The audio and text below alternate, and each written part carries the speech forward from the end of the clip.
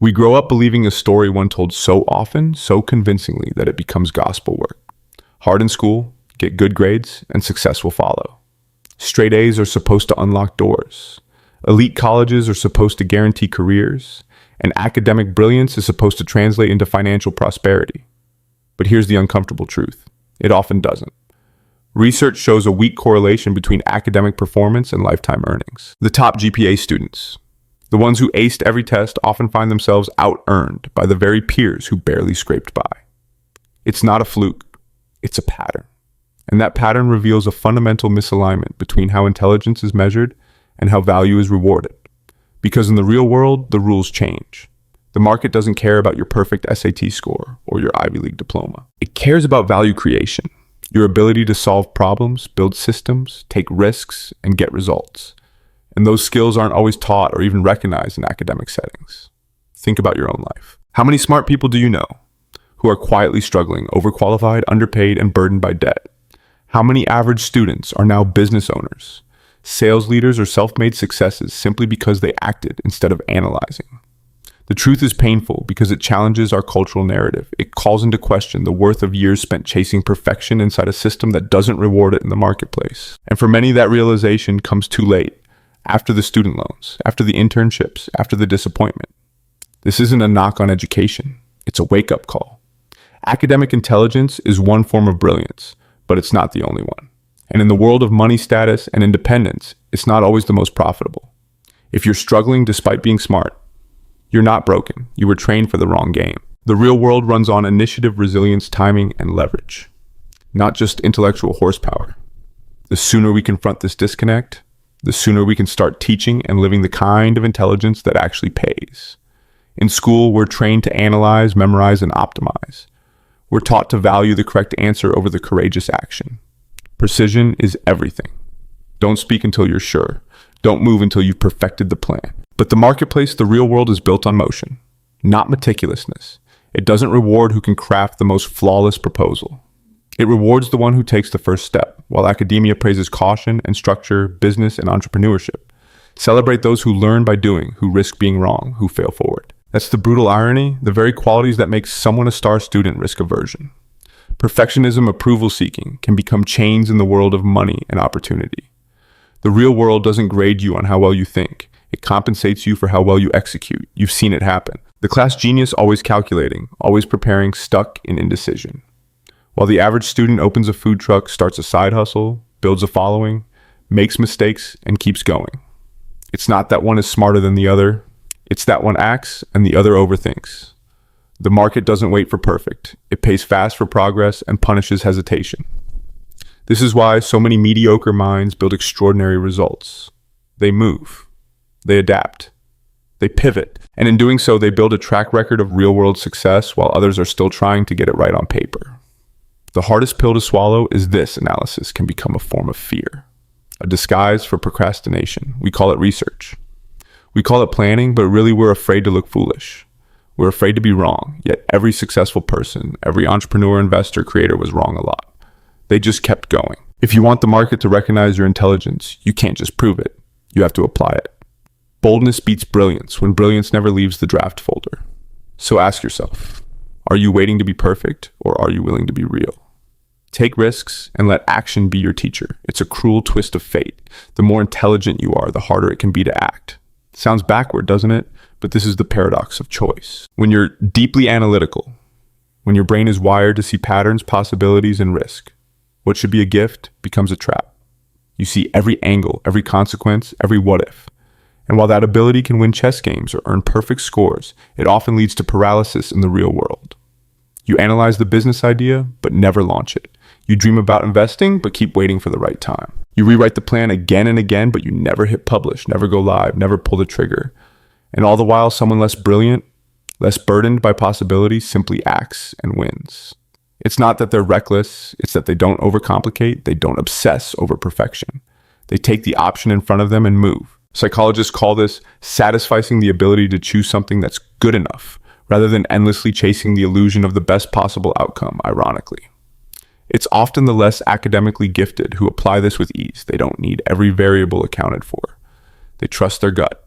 They commit and they learn through doing, and that's where momentum is born. But for the highly intelligent, the internal pressure to optimize everything becomes a prison. Every decision feels like a test with no clear answer. Every path is weighed down by imagined regret, and slowly, silently, life begins to pass you by. Opportunities expire, timing shifts, energy fades. You become a master of plans and a stranger to results. If that sounds like you, you're not broken, you're not lazy, you're just stuck in a loop that your intelligence helped create. And the only way out isn't more thinking. It's courageous imperfection. It's choosing action over overthinking. The truth is, the most powerful minds often need the simplest reminder. Good enough gets you in the game. Perfect is a myth that keeps you on the sidelines. We've been sold a seductive lie. The more degrees you earn, the more successful you'll become. So you go from high school to undergrad, from undergrad to grad school. Then maybe a PhD or a certification on top of that, believing each one brings you closer to security, closer to status, closer to success. But for many, what they find instead is the credentials trap, a hamster wheel of education that leads not to freedom, but to delayed debt and disappointment. They're smart, they're qualified, but they're broke.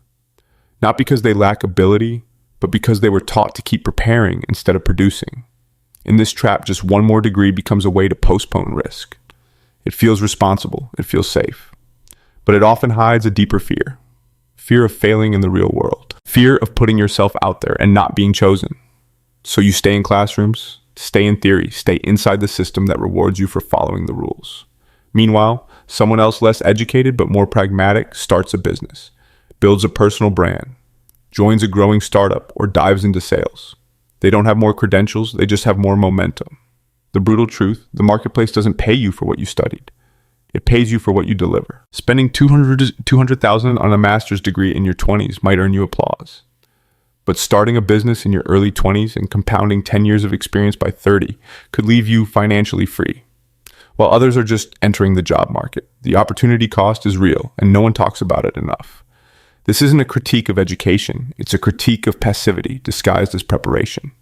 In some fields, degrees are necessary, but in many others, credentials have become comfort blankets if you find yourself endlessly chasing qualifications without translating them into income. Impact or independence? Stop and ask, am I collecting degrees or building a life? Because at some point, more learning becomes less living, and the world doesn't reward you for how long you stayed in school. It rewards you for how boldly you show up in the marketplace of reality. Time is the most unforgiving currency. You can't save it. You can't borrow it. You either invest it or you waste it. And in the battle between compound experience and compound debt, too many people unknowingly choose the wrong side. Imagine two 18-year-olds. One goes straight into the workforce, learns a trade, builds relationships, makes mistakes, takes risks, and starts stacking real-world experience. By 30, they've had 12 years of practice income and maybe even business ownership. The other follows the traditional advice, college then grad school, maybe more. By 30, they have a wall full of degrees and 6 figures of debt. That's not just a financial gap, it's a time gap, an experience gap, a leverage gap. And in many cases, a freedom gap. The narrative we're told is seductive. Education always pays off. But what's rarely said out loud is this: every year you stay in school is a year you're not compounding in the marketplace. It's a year you're not earning, not testing, not adapting to real-world signals. And the debt, it doesn't just sit there. It grows quietly, relentlessly, with interest that compounds against you, while experience compounds for others. One person builds equity in skills, in confidence, in capital. The other builds liability, and not always by choice, but by blind faith in a system that no longer guarantees the returns it once did. This doesn't mean education has no value, but it does mean the timing and strategy of how we approach it must change. In a world where knowledge is free, but implementation is rare, those who act early build an edge that no transcript can match. The earlier you learn to create value in the market, the more time you have to grow that value exponentially. In finance, this is called compound interest. In life, it's called compound action. And it's often the difference between those who reach financial independence by 40 and those who are still paying off student loans at 50. The world doesn't reward delay, it rewards acceleration. So the real question is, are you compounding forward or compounding behind? We grow up hearing that success is about how smart you are, how much you know, how hard you work. But what most people never tell you is this: in the real world, who you know often matters more than what you know. This isn't cynicism, it's reality. Studies show that nearly 70% of jobs are never posted online. They're filled through networks. personal referrals, and casual conversations. And in business, deals are rarely closed because of cold pitches. They happen over dinner through introductions and quiet back channels where trust, not talent, decides access. This is the power of social capital, and it's one of the most underappreciated drivers of financial success. You can be the smartest person in the room, but if no one knows you, trust you, or brings your name up in key conversations, you stay invisible. Meanwhile, someone else with half your knowledge but twice your network walks through doors you didn't even know existed. They're not better. They're connected, and that connection is currency. It opens jobs, secures funding, attracts partnerships, and provides insulation during downturns. It's the unfair advantage few are taught to build. The academically brilliant often spend years perfecting credentials, mastering theories, while social navigators spend those same years learning how to build trust, how to communicate, how to read people, how to move between circles, and that skill, it compounds. One introduction leads to 5. One mentor unlocks a decade of wisdom. One conversation at the right moment changes your entire trajectory. This doesn't mean you need to become fake or transactional. It means understanding that value doesn't live in isolation. Ideas need bridges. Talent needs advocates. Opportunities live inside networks. You don't need everyone, you need the right ones. And that requires presence, empathy, listening, and follow through. If you've been trying to succeed alone, it might be time to ask, not just what do I need to learn, but who do I need to connect with? Because in a world overflowing with information, relationships are the new leverage. And the wealthiest people don't just work hard. They're remembered, respected, and recommended. In a culture obsessed with specialization, we rarely talk about the power of the generalist. From childhood, we're told to pick one thing to focus, to go deep. But in the modern economy, some of the biggest financial breakthroughs aren't coming from the deepest experts. They're coming from the people who know just enough across multiple domains to build the bridges no one else sees. They're not the best coders, designers, or marketers, but they know how to connect those people to translate ideas between industries and to innovate at the intersections where silos usually keep people divided. These are the connectors, and they are quietly shaping the future. Steve Jobs wasn't the best engineer. What made him dangerous was his ability to combine technology with design, emotion, and storytelling. That fusion built Apple into a cultural force. Similarly, entrepreneurs like Cassie Ho built million-dollar fitness brands, not because they were the most athletic, but because they could blend fitness, social media, community building, and product design into one unified experience. These people don't just work within a system. They redefine it by drawing lines between seemingly unrelated dots. The world used to reward deep knowledge in narrow fields. And yes, we still need specialists in medicine, law, and science. But in business, innovation, and entrepreneurship, the real gold often lies in the ability to borrow from many disciplines and create something new. Generalists bring fresh eyes to old problems. They're not bound by the rigid rules of any one field, which makes them more likely to challenge assumptions and spot unseen opportunities. In a rapidly changing world, the ability to pivot between ideas, industries, and skill sets is becoming more valuable than mastery in one shrinking niche. Generalists are resilient because they're flexible. When one door closes, they see 3 others open because they're not trapped in a single identity. They adapt faster, they collaborate better, and often they lead. Not because they know everything, but because they know how to learn anything and who to bring together. So if you've ever felt like you're interested in too many things, or that you don't fit neatly into one box, that might not be your weakness. That might be your greatest financial advantage. In a world of hyper-specialization, the one who connects the dots often owns the whole picture. We're conditioned from a young age to avoid mistakes in school. The wrong answer means a lower grade. In standardized testing, even one misstep feels like failure. So we learn to play it safe. We learn to fear being wrong. But the people who win in the real world aren't the ones who avoid risk. They're the ones who understand it better. They take risks, yes, but not blindly. They calculate them. They weigh potential downside against unlimited upside. This is risk intelligence, and it's one of the defining traits of the financially successful. Think about early investors in cryptocurrency. Many of them weren't financial experts, but they saw a window, an opportunity with a capped loss and a sky-high upside. They asked, what's the worst that can happen? I lose $500. But what's the best that could happen? It changes my life. That's not recklessness. That's asymmetric thinking. That's placing small bets where the math favors action. Traditional education rarely teaches this. Instead, it trains prevention-focused behavior.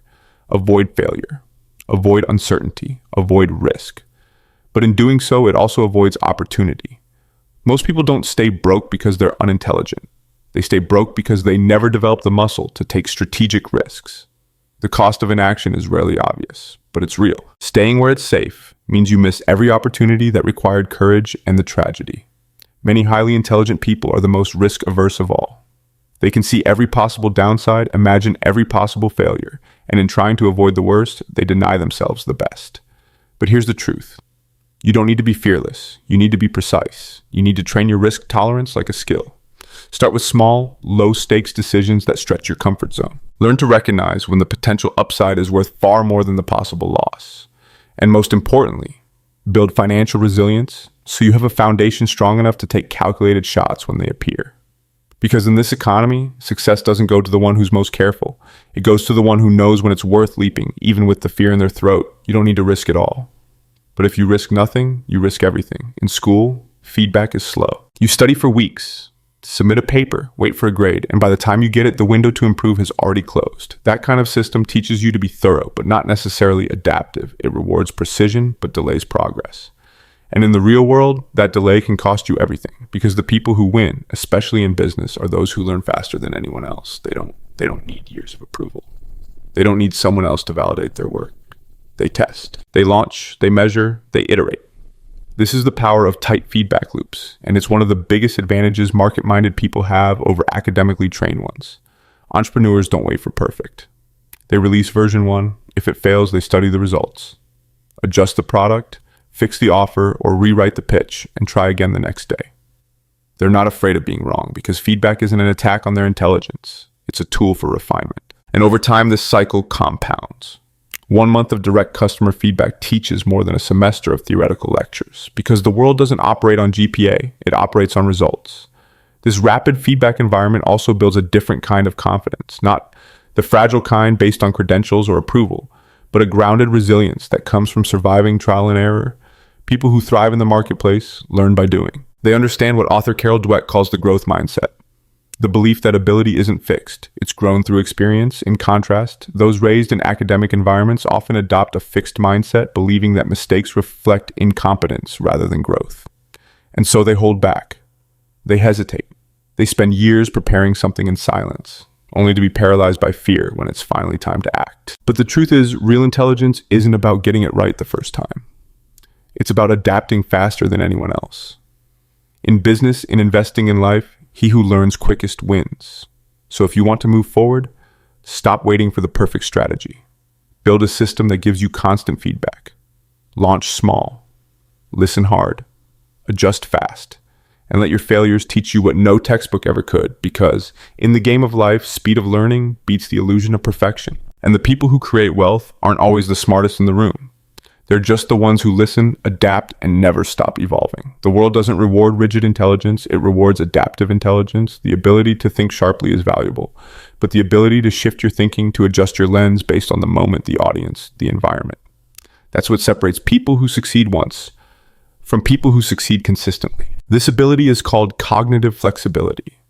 And in today's world of constant disruption, it might be the most underrated superpower you can develop. People who succeed across different industries in different eras and different economic climates aren't always the most credentialed or the most technically gifted. They're the ones who can wear different cognitive hats depending on what the moment demands. When they need to be analytical, they dive deep. When they need to be creative, they make unexpected connections. When they need to sell, they tap into psychology. When they need to build, they get practical. They move between frames effortlessly. They don't get stuck in one right way. They evolve. And that evolution becomes leverage. Compare that to someone trapped in a single mode of thinking. Someone who can't move beyond their training. The academic who only sees theory. The technician who only sees the tool. The dreamer who never executes. These are not deficiencies in intelligence. They are deficiencies in range. And in a world that's moving faster than ever, where industries merge, skill sets blend, and old models break, overnight range is more than useful. It's essential. Think of it like this. The economy today isn't a ladder. It's a jungle gym. It's not just about climbing up. It's about moving sideways, diagonally, and sometimes leaping across entirely different worlds. The people who thrive aren't the ones who master one fixed vertical. They're the ones who can move horizontally, integrating knowledge, people, and strategies across boundaries. And here's the beauty. Cognitive flexibility isn't innate. It's practiced. It's developed by stepping into discomfort, by trying things outside your field, by collaborating with people who think differently than you. It's not abandoning your strengths. It's learning when and how to deploy them in ways that create value across contexts. So if you want to thrive, not just survive in this era of complexity, let go of the need to be one thing. Become fluent in many, because the future doesn't belong to the specialist or the generalist alone. It belongs to the shapeshifter, the one who can change lanes, switch gears, and solve problems wherever they appear. We love to believe success is purely meritocratic, that if you work hard, think smart, and stay disciplined, you'll rise. But that's only half the truth, because beneath every personal success story lies a web of systemic factors, silent forces that shape outcomes long before individual choices even begin. Where you're born, who you know, what neighborhood you live in, whether you inherit wealth or debt. These aren't just background variables, they're infrastructure. They either accelerate your climb or weigh you down before your feet leave the ground. Intergenerational wealth creates invisible momentum. A child born into a home with savings, stable income, and emotional support starts several rungs up the ladder. They can take risks because failure doesn't mean ruin. They can attend better schools, hire tutors, go to unpaid internships, start businesses with help from family. Meanwhile, someone equally talented but born into struggle must walk a tighter rope. Every decision carries more weight. One setback can spiral into years of recovery. This isn't about blaming privilege. It's about acknowledging the playing field is not even. Geography plays its part too. Living in a tech hub like San Francisco or a financial capital like New York exposes you to opportunity at a scale someone in a rural town may never encounter. Access to capital, mentors, professional networks, all of these are unevenly distributed. And while grit and talent matter, context determines the yield of that effort. A brilliant mind in isolation might stay invisible. A decent mind in the right room might build an empire. So no success isn't just about how hard you work. It's about how your effort interacts with the system around you. That doesn't mean you're powerless. It means you must be strategic. If you weren't born with access, you must build it. If you lack capital, find partnerships. If your path is longer, make every step count. Resentment won't change the game. Strategy will. And the most empowered mindset you can adopt is this: the system isn't fair, but it is navigable. And those who succeed without shortcuts develop not just wealth, but wisdom, resilience, and a story worth telling. Because when you rise against the odds, your success isn't just personal. It's proof that a different future is still possible. In a world overflowing with information, knowledge alone is no longer power applied. Strategic intelligence is. The most successful people aren't always the ones who know the most. They're the ones who know how to think, when to move, who to align with, and where to focus their energy for maximum return. They don't waste time trying to be perfect. They test ideas. They run experiments. They think like scientists, but act like entrepreneurs. They're not reckless, but they're not frozen either. Their edge lies in execution, smart, fast, and purpose-driven. Strategic intelligence is about more than IQ. It's knowing how to evaluate trade-offs. It's understanding that sometimes good enough now beats perfect later. It's setting decision thresholds, creating criteria that tell you this is enough information. It's time to act. Without those thresholds, even the brightest minds drown in indecision. They analyze endlessly, stuck in loops of optimization while the opportunity passes them by. The strategically intelligent also know the power of partnership. They don't try to do everything alone. They identify their own cognitive strengths and then build alliances with people who complement them. They understand that the market rewards collaboration, not just brilliance. One good idea becomes 10x more powerful when combined with the right team, the right timing, and the right execution.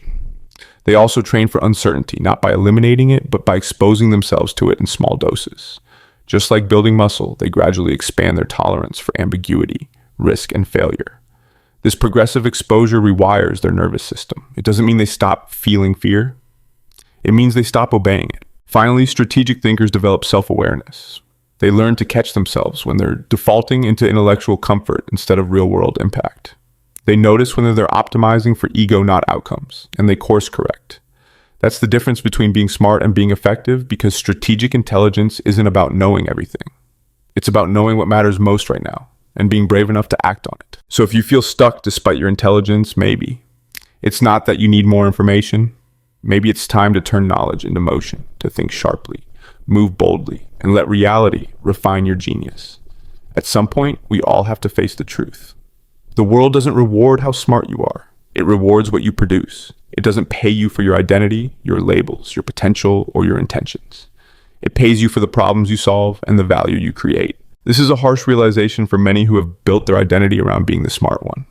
Straight A students, honor roll kids. the top of their class. They were praised for their thinking, their discipline, their mental sharpness. But then the real world arrives, and suddenly no one is grading anymore. No one's impressed by your resume alone. What matters now is, can you deliver? Can you adapt? Can you move something forward in a world that doesn't hand out report cards? This is the identity crisis that many intelligent, academically trained people face. They enter the workforce with pride in their credentials, but quietly wonder why the promotions go to someone with less education. They watch as someone less smart builds a thriving business, gains influence, earns respect, and they feel confused, even betrayed. But it's not injustice. It's a different game with different rules. Academic excellence is rewarded in school. Market value is rewarded in life. This doesn't mean you abandon your intelligence. It means you stop hiding behind it. You stop thinking that being smart is the same as being effective. Because real success requires translation. It requires converting thought into action, insight into product, potential into impact. And that process is messy, imperfect, and often uncomfortable. It demands experimentation. It demands failure. It demands that you be seen and judged, not for how intelligent you are, but for what you can make happen. The market is ruthless in its clarity. It doesn't care who you were. It cares what you can do. And that's not a curse. It's an invitation. It means anyone, regardless of background or IQ score, can rise, but only if they're willing to shift from performance to production, from identity to outcome, from self-congratulation to service. So ask yourself, am I chasing proof that I'm smart or building a life that's undeniably valuable? Because at the end of the day, the marketplace doesn't pay for potential. It pays for results. And if you want to win, you have to stop playing for applause and start playing for impact. In this game, intelligence is the starting point, but outcome is the score. We've been taught to believe that intelligence alone guarantees success, but life tells a different story. In the real world, it's not the smartest who thrive, but those who can adapt, act, and create value. Academic brilliance may win awards, but financial and personal freedom come to those who move beyond perfectionism, take calculated risks, and build meaningful connections. The most important lesson. Execution beats potential. It's not about how much you know. It's about what you do with what you know. If you've been stuck in planning mode, waiting for the perfect moment or collecting more degrees to feel ready, pause and ask yourself, what am I actually building? The marketplace doesn't reward theory. It rewards outcomes, and outcomes come from action. Start small. Launch the idea, have the conversation, send the email, test, learn, adjust. Let go of the belief that you need to be flawless before you begin. The world changes too fast for perfection. What it respects is motion, courage, and evolution. Also, don't underestimate the power of relationships. Success flows through networks, not just resumes. Invest in people. Ask better questions, offer value, follow up. Because who you know and how you connect often opens more doors than what you've memorized. In a noisy, competitive world, intelligence is only the beginning. What will set you apart is your willingness to learn through action. Connect through intention and evolve with purpose. Be brave enough to start, wise enough to adapt, and strong enough to keep going.